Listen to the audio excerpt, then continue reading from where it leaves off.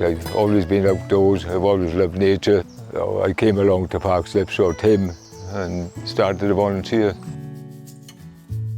If you leave nature alone, it does its own thing, doesn't it?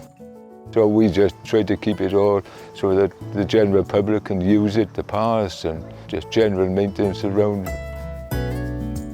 Parc Slip is a nature reserve. It's run by the Wildlife Trust of South and West Wales. I'm the Wildlife Trust officer for Parc Slip, and one of my roles is managing the site. I've grown up locally, so from my own personal point of view, I've just seen it develop since, well, 40 years ago. To actually become a Wildlife Trust officer here was amazing because I put my actual own stamp on it.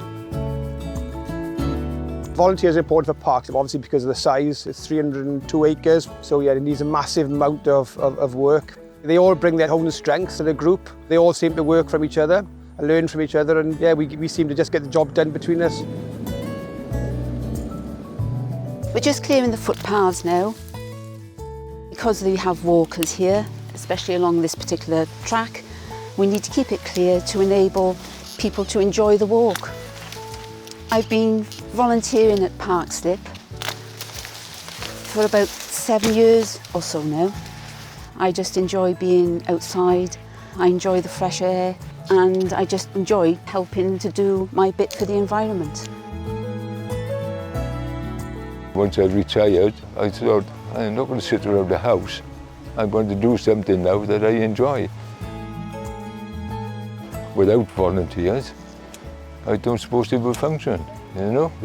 It's too much for one man, and every little bit helps.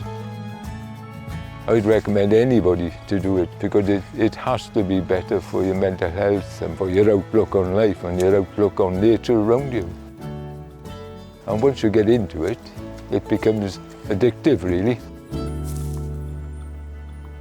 Just goes to show how nature can take over even a former mining site to provide a green space for everyone to enjoy.